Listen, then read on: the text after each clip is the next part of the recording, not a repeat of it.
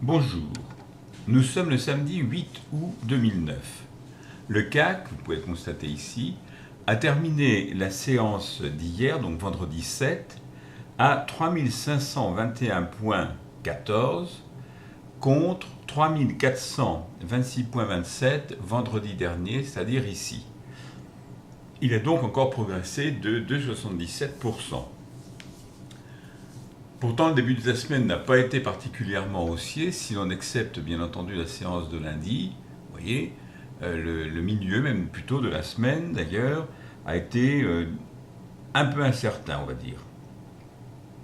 En revanche, lundi s'est comporté, le CAC s'est comporté beaucoup mieux que ce que j'avais prévu la semaine dernière.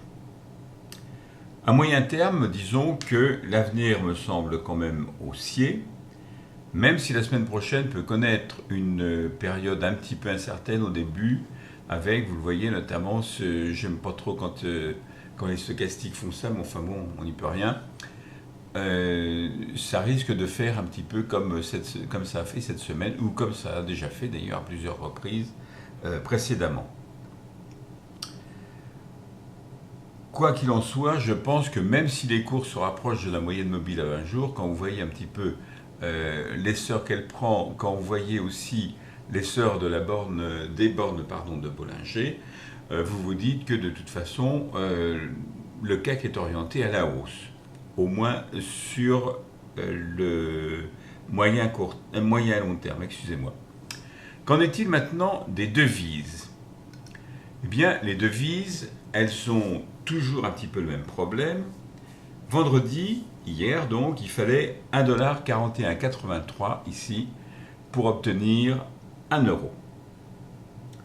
C'est un petit peu moins que vendredi dernier puisque je pars en sens inverse. Lundi, mardi, mercredi, jeudi, vendredi, je mets donc ici et vous voyez qu'il y a un petit écart quand même. Alors je vous rappelle, ici il s'agit d'un chandelier blanc, voici la clôture.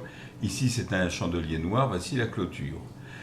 Donc il y a une petite baisse légère, mais comme déjà il le fait depuis le mois de juin, je crois, la parité euro-dollar varie toujours entre les deux bandes que je vous avais indiquées, c'est-à-dire 1,38, environ 1,38 et puis environ 1,43, 1,44.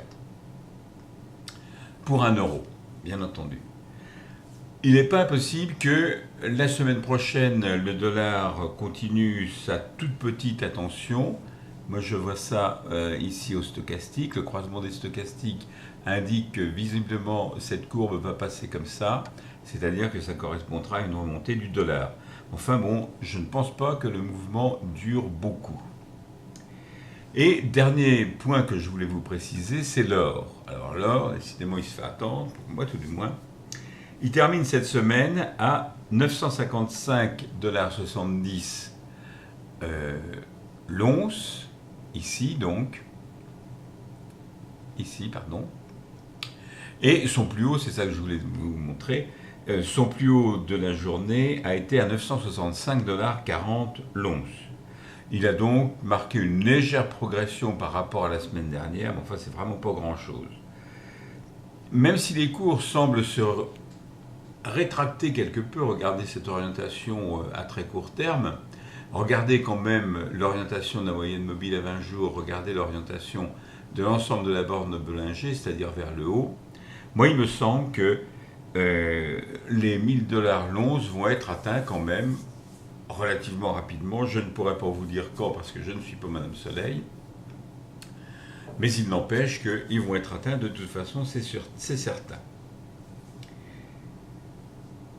Cela dit, je vous souhaite de passer une excellente semaine boursière et je vous dis à la semaine prochaine.